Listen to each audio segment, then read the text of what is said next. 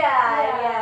Ya, masuk ya. Gimana Salsa? Dari mana tadi? Dari rumah? Iya, Oh, naik apa? naik Gojek. Oh, naik Gojek. Rumahnya di mana Salsa? Kalau boleh tahu? Di samping Kubamas.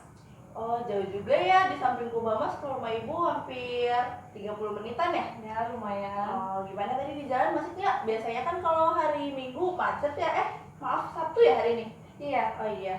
Iya, Sabtu ya, weekend. Macet banget biasanya jalanan ya. Ya maaf ya tadi ibu lama keluarnya soalnya habis ketemu juga dari Ya, keluarga. Ya gimana jadi Salsa? Sebelumnya kamu WhatsApp ibu mau ada konseling. Nah ibu tanya dulu nih sebelumnya sama Salsa. Gak apa-apa ya ibu panggil Salsa aja ya. Iya Bu, nggak Iya. apa-apa. Salsa udah pernah melakukan konseling perorangan sebelumnya? Belum. Baru ini. Tapi tahu apa itu konseling? Belum tahu sedikit juga. tahu. Oke, jadi karena emang Salsa belum pernah melakukan konseling perorangan, di sini Ibu akan menjelaskan sedikit penstrukturan, enggak sedikit sih, mohon maaf ya. Ibu akan menjelaskan penstrukturan penuh di mana konseling ini bertujuan untuk mengentaskan masalah klien dan membantu klien dalam masalahnya untuk menghadapi atau mengembalikan kehidupan sehari-hari klien tanpa terganggu ya. Tujuannya kurang lebih seperti itu. Nah, untuk di dalam konseling ini pula ada asas-asas yang ibu akan jelaskan juga, asas-asas dalam konseling ini. Nah, asas yang pertama itu adalah asas kerahasiaan ya. Asas kerahasiaan ini di dalamnya ada janji konselor, itu akan saya ucapkan. Dengan ini saya Cynthia Sukmana menyatakan, menyanggupi, merahasiakan, memelihara segala informasi atau data yang klien berikan untuk tidak saya publikasikan atau tidak layak diketahui oleh orang lain ya. Saya berjanji seperti itu untuk proses konseling ini. Jadi Salsa nggak perlu khawatir nih apakah masalah saya akan dipublikasikan atau enggak ya. Misalkan khawatir nih Salsa, aduh nanti malu nih kalau misalkan cerita masalah saya nanti diceritain lagi. Biasanya akan ada pemikiran-pemikiran yang seperti itu ya pastinya. Nah, untuk yang asas yang kedua ini adalah asas kesukarelaan, di mana asas kesukarelaan ini Salsa sendiri, klien sendiri secara sukarela menceritakan masalah-masalahnya. Tentunya sebelum Salsa sukarela menceritakan masalahnya Salsa sendiri, Salsa udah harus percaya dong sama ibu, ya kan? Karena kan sebelum kamu menceritakan pasti kamu harus sudah percaya dulu nih. Kalau udah percaya baru deh kamu bisa secara sukarela menceritakan masalah-masalah kamu. Nextnya itu ada pentingnya asas pengambilan keputusan dari si klien. Jadi sebenarnya tujuan dari konseling perorangan ini adalah bukan hanya mengentaskan masalahnya klien, tetapi klien juga harus mampu mengambil keputusan sendiri. Seperti itu.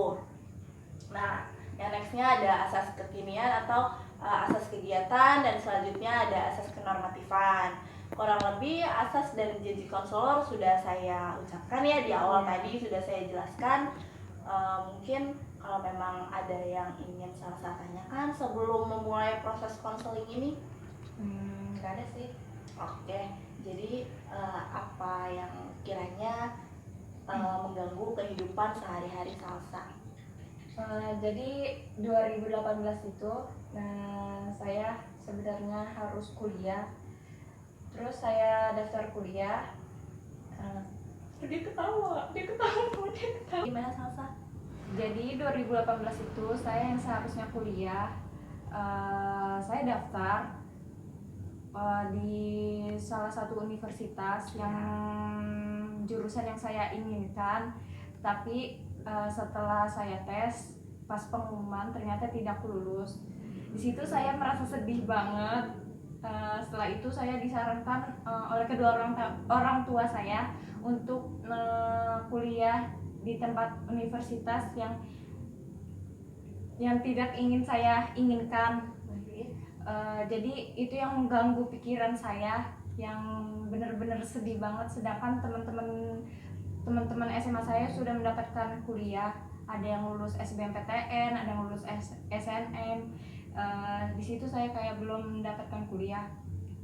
Tetapi saya kayak nggak khawatir sendiri sih, karena teman-teman saya banyak yang menunda juga dikarenakan dia ada yang nggak lulus, ada yang kecewa gara-gara gara-gara nggak lulus SBM, jadi dia kayak kecewa, jadi nggak mau kuliah dulu, dia pengen ikut SBM tahun depan. Di situ saya memutuskan untuk tidak kuliah selama 1 tahun. Akhirnya saya bekerja di salah satu sekolahan. Saya bekerja. Setelah itu, selama mendapatkan 1 tahun saya bekerja, saya mencoba untuk mendaftar lagi di tempat universitas yang sama. Tetapi saya mengambil jurusan yang diinginkan orang tua, yang bukan karena keinginan saya sendiri. Iya. Saya ikutin kemauan orang tua saya. Setelah itu saya tes dalam keadaan bulan puasa. Haus ya? Iya. Mikir lagi. Iya. Setelah itu beberapa lama kemudian pengumuman. Di situ saya nggak berani untuk membuka, teman-teman saya untuk nge-WA saya, ayo buka gitu kan, nyemangatin buat apa sih namanya? Buat ayo berani. Iya, karena kayak udah pengalaman, pengalaman, jadi kayak takut. Aduh, kayaknya nggak bakalan lulus, gitu, pikiran selalu kayak gitu. Setelah itu jam 12 malam dibuka, akhirnya buka kan, ternyata lulus. Di situ saya seneng banget. Tapinya itu yang apa? Jurusan yang saya nggak mau, tetapi saya harus menerima, ikhlas gitu. Ya udah, jalanin aja, pasti kayak bakalan ada jalannya. Ya. Oke. Salsa, jadi di sini saya sudah dengar ya, kamu itu pertama, saya ulangi ya, jadi kamu itu sudah ikut tes di salah satu universitas tahun lalu tetapi tidak lulus. Seperti itu? Iya, benar. Untuk jurusan yang kamu minati banget, ternyata hasilnya tidak sesuai nih, tidak lulus kamu. Nah, apakah dari ketidaklulusan kamu itu, setelah kamu tidak lulus, itu mempengaruhi rasa percaya diri kamu? Atau kenapa kamu di tahun ini ya katanya kamu ikut tes lagi tapi jurusan lain? Kenapa kamu tidak mencoba masuk lagi atau mencoba tes ulang ke jurusan yang kamu minati? Jadi saya mendapatkan informasi, katanya di universitas itu jurusan yang saya inginkan itu peminatnya banyak. Jadi saya bakalan putus asa nih, duluan ya. Iya. Ya udah, jadinya nggak apa-apa deh, ngambil jurusan lain. Yang penting kuliah. Iya. Oke, jadi kamu di sini sudah down duluan ya untuk karena pertamanya sudah gagal tapi ingin mencoba lagi, takut, jadinya mendingan udahlah coba ngambil jurusan lain gitu, siapa kayak coba-coba berhadiah ya. Oke, coba-coba berhadiah. Tapi dari ketidaklulusan kamu ini apakah masih mempengaruhi kamu sampai dengan sekarang, atau sekarang perkuliahan kamu berjalan lancar atau tidak dengan kamu ngambil jurusan lain gitu, atau masih mengganjal di hati kamu? Enggak sih. Jadi sebelumnya jurusan yang saya pengenin sebelumnya itu, semasa masih SMA saya pengen banget masuk jurusan PGSD, tetapi udah nyari di mana-mana, yang ada itu kayak di universitas yang kayak yang terkenal gitu. Jadinya orang tua saya nyaranin kuliah di universitas ini aja, tapi di situ nggak ada jurusan PGSD. Ya udah, akhirnya saya kayak berpikir apa nih yang pengen minati lagi, akhirnya milih itu, kan nggak lulus. Ya udah, pas masuk situ ya udah nerima, ikhlas, dan sekarang masih bisa terima semuanya. Iya. Di sini sebelumnya kamu minati yang kamu tidak lulus ini, kalau boleh tahu mata kuliah mohon maaf prodi apa ya? Dan yang saat ini kamu jalani itu prodi apa? Yang saya inginkan itu apa sih ya, lupa Kak. Oke, Salsa. Di sini kan kamu dari tadi hanya berbicara tentang kamu menyukai jurusan A dan sekarang kamu ada di jurusan B. Tapi sebelumnya kamu tidak menjelaskan dan tidak memberitahu saya kamu ini minat di jurusan A ini jurusan apa, dan jurusan B ini dan jurusan apa. Jadi sebelumnya yang kamu minati ini jurusan apa? Yang saya minati itu IT, tapi Oke. yang sekarang saya jalankan itu pendidikan sejarah. Pendidikan sejarah. Oke, sebelumnya kamu berminat di PGSD ya? Iya. PGSD itu berarti perguruan guru ya? Iya. Pendidikan Kan guru, sekolah dasar. sekolah dasar. Sebelumnya kamu kalau boleh tahu, kamu berminat di PGSD itu karena apa, Salsa? Karena saya suka anak kecil. Oh, karena kamu suka anak kecil. Iya. Oke, kamu suka anak kecil ya? Bisa cocok sih jadi guru ya. Iya. Sekarang kalau boleh tahu, kenapa kamu kan awalnya minat di PGSD ya? Kenapa tiba-tiba minat kamu jadi beralih ke IT nih sebelum ngambil jurusan sejarah? Karena kayak Sempat berubah-ubah? pengen memperdalam kayak ilmu komputer aja gitu, kayak nggak gaptek banget gitu. Jadi sebenarnya kamu ingin IT tuh karena ingin mencoba-coba awalnya, Iya. pengen tahu nih, oh IT keren, IT bisa hebat dalam proses komputernya, ya kan? Tapi sebelumnya kamu udah mencari tahu belum di dalam jurusan IT ini mata kuliahnya apa aja yang harus kamu pelajarin? Apakah memang benar-benar kamu minat atau enggak, kayak gitu? Udah pernah coba cari tahu tentang IT sebelumnya? Maksudnya sampai dalam-dalam gitu sebelum kamu bilang apa itu antara minat atau memang hanya rasa penasaran kamu aja? Belum sih, kayak rasa penasaran aja, jadi kayak pengen aja gitu. Oke, berarti kalau memang itu bisa dianggap rasa penasaran ya, bukan minat. Mungkin di sini kalau minat adalah kamu memang udah cari tahu IT itu seperti apa belajarnya, terus mata kuliahnya apa aja, terus kamu apakah bener-bener udah serius banget nih mencari tahu segala hal tentang IT gitu ya. Nah, makanya di sini saya simpulkan kenapa kamu bisa langsung setelah kamu tidak lulus kamu langsung bisa ngambil ke sejarah, karena minat kamu di sini belum terlalu kuat sih ya. Minat kamu di sini di IT itu hanya rasa penasaran, karena kamu yang tadi kamu bilang kamu belum mencari tahu begitu dalam juga IT seperti apa, mata kuliahnya seperti apa. Nah, sedangkan di pendidikan sejarah ini, apakah sekarang kamu menjalaninya dengan rasa senang atau gimana nih? Oh, pendidikan sejarah berarti kurang lebih sama ya dengan pendidikan guru berarti ya? Iya. Senang-senang aja sih, tapi saya ada nggak senangnya sih karena banyak tugas. Oh, banyak tugas. Iya. Nggak apa-apa, itu proses yang namanya tugas itu pasti. Pendidikan guru sekolah dasar kamu udah cari-cari kemana aja? UHAMKA sama UMJ. UHAMKA sama UMJ. Nah, kalau boleh tahu sekarang kamu kuliah di mana, Salsa? Di Unindra. Oh, di Unindra. Ya. Oke, di Unindra ya. Iya, di Unindra itu kebetulan kan memang saya selalu di Unindra ya. Iya, kamu sebelumnya tahu nomor saya dari teman kamu juga? Iya. Yang di Unindra. Iya. Saya juga sebelumnya pas WhatsApp kamu, saya lupa juga ya nanya kamu juga nggak ngasih tahu saya juga, maksudnya kamu dari universitas atau dari mana gitu. Jadinya saya baru sempat tanya sekarang, ternyata kamu dari Unindra juga. Kalau gitu nanti nextnya kamu bisa sering-sering mampir ke ruang konselor. Kalau misalkan kamu ada perihal masalah atau apapun yang bisa kamu ceritakan, jangan sungkan atau jangan takut masalah kamu dipublikasikan. Nah, oke, kita balik lagi ke topik ya. Tadi masalah pendidikan sejarah PGSD. Nah, PGSD sama pendidikan sejarah di sini kan kurang lebih sama ya, cuma antara jurusannya aja nih. Tapi untuk selesainya kamu akan bisa menjadi guru juga meskipun tidak menjadi guru anak-anak. Mungkin kalau sejarah itu nggak mungkin kan ada di sekolah aja dasar, apalagi di SMP lah minimal, SMP sekolah SMP SMA. Kamu gimana tuh?